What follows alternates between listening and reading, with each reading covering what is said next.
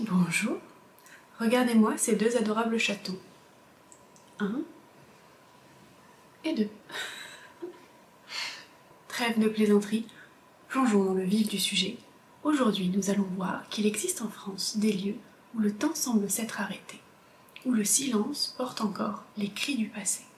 Des murs qui ont vu passer la souffrance, la folie, la détresse, et qui semblent ne jamais vouloir oublier.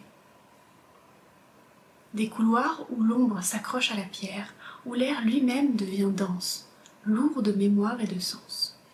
Ce soir, nous franchirons ensemble les portes de ces lieux maudits. Nous allons marcher dans ces espaces où les vivants hésitent à s'aventurer, mais où les morts, eux, n'en sont jamais partis. Accroche-toi, car ce que tu vas entendre pourrait rester avec toi longtemps après la fin de cette vidéo. D'ores et déjà, pour me remercier de mon travail de recherche, n'hésite pas à me laisser un petit like pour m'encourager.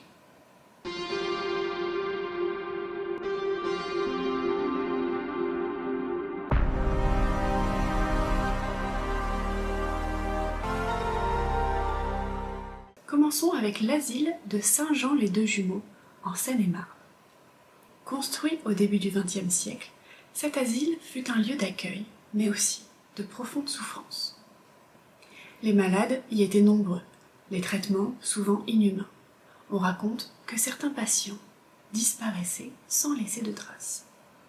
Après sa fermeture, des habitants ont commencé à entendre des cris nocturnes, des pas résonner dans les couloirs vides, des objets se déplacer seuls.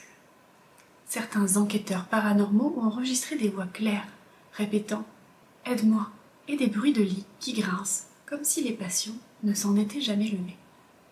Certaines vidéos amateurs montrent des lumières vacillantes dans les chambres, et parfois des silhouettes floues. Les archives locales témoignent aussi d'épidémies, de suicides et d'expériences médicales douteuses qui ont marqué ces lieux pour toujours. Nous avons aussi l'hôpital psychiatrique de Maréville à Nancy. Ce bâtiment a accueilli des centaines de patients dans des conditions terribles au XIXe et XXe siècle. Aujourd'hui abandonné, certains disent que son aile vide respire encore. Des pas résonnent dans les escaliers, des soupirs traversent les couloirs, et les portes se ferment parfois seules.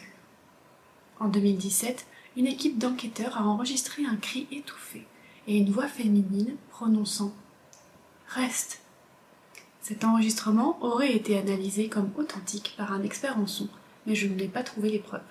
Les habitants racontent aussi des silhouettes en blouse blanche marchant dans le parc, des lumières qui s'allument sans raison apparente.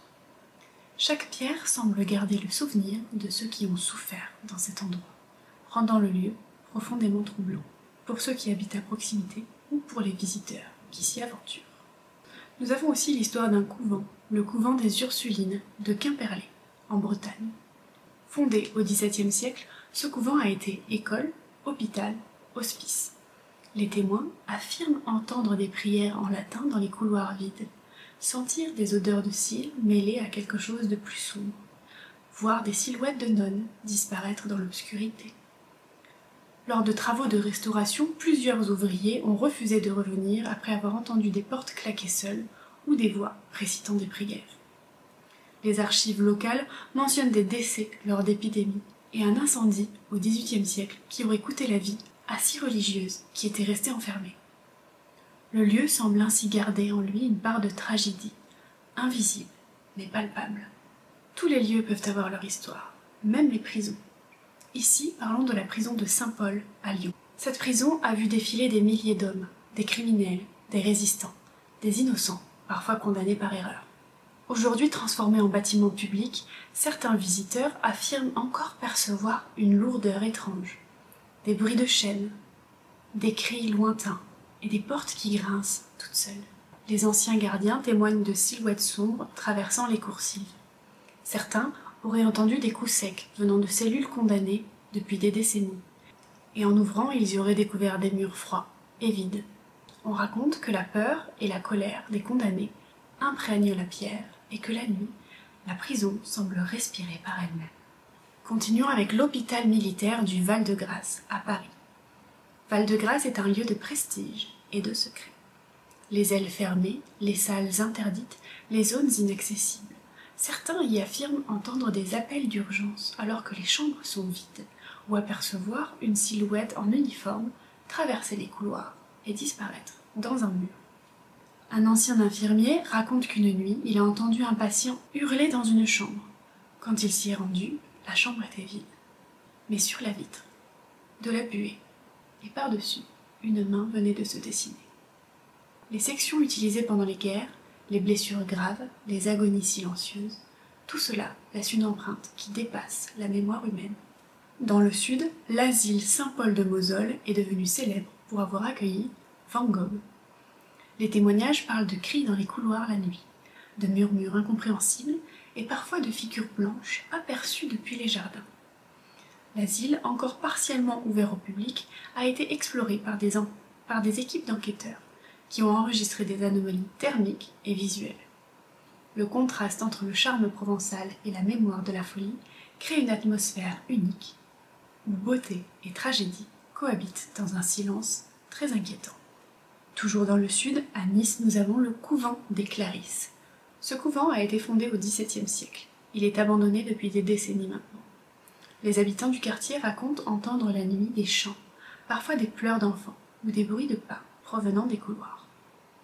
Certaines vidéos d'exploration montrent des ombres mouvantes dans les cellules et des anomalies lumineuses inexpliquées. Les archives signalent également des décès par maladie et des jeunes filles cloîtrées qui disparaissaient mystérieusement.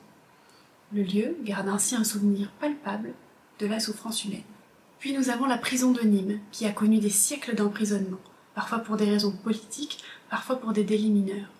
Les visiteurs affirment y percevoir des bruits étranges, des cris et même des silhouettes qui semblent observer depuis les barreaux des cellules. Des enquêtes locales auraient capté des voix, des claquements de portes et des changements très brusques de température. L'histoire du lieu mêle violence et injustice et laisse une empreinte que même le temps n'a pas effacée.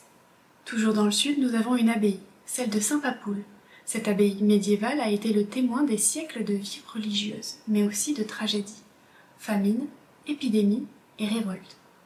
Des visiteurs disent y percevoir des chants et des prières quand tout devrait être silencieux. Des témoins nocturnes racontent voir des silhouettes de moines et entendre des portes claquer derrière eux. Les témoignages modernes incluent également des anomalies thermiques et sonores relevées par des amateurs d'exploration urbaine. L'atmosphère oppressante de cette abbaye fait que même la lumière du jour peine à chasser le poids du passé. Nous allons terminer avec un autre hôpital psychiatrique, celui de Sainte-Marthe à Marseille. Cet hôpital du XIXe siècle a été le théâtre de traitements lourds et de décès tragiques. Des témoins racontent des murmures, des cris et parfois des formes floues, des figures flottantes traversant les couloirs désertés. Comme pour beaucoup d'autres, des vidéos d'amateurs seraient recensées, montrant des anomalies lumineuses et parfois thermiques, et qui apparaissent sans explication. La chaleur accablante du sud et le silence des nuits renforcent l'impression que quelque chose persiste, invisible, mais bien réel. Nous avons arpenté aujourd'hui de nombreux lieux, du nord au sud, asiles, hôpitaux, prisons, couvents, abbayes. Chacun porte des cicatrices de la souffrance, de la folie, de l'injustice et peut-être de l'au-delà. N'hésitez pas à me dire si vous voulez que je me plonge un petit peu plus dans l'un de ces lieux et peut-être même que j'essaie d'aller le visiter. Alors selon vous, s'agit-il d'esprit ou de mémoire qui s'imprime dans la pierre? N'hésite pas à me dire tout ça en commentaire et à me manifester ton soutien par un petit like, ça prend 1 seconde, ou comme je te l'ai dit, par un commentaire, ça se prend 1 minute et moi ça me fait vraiment chaud au cœur et c'est ce qui me soutient le plus. N'hésite pas à t'abonner si jamais c'est pas encore fait. Si tu as regardé plus de 3 vidéos, on va dire que là c'est bon, tu peux t'abonner, c'est qu'il y a forcément du contenu qui te plaît sur ma chaîne. Sur ce, je vous fais des bisous et je vous dis à la prochaine. Ciao.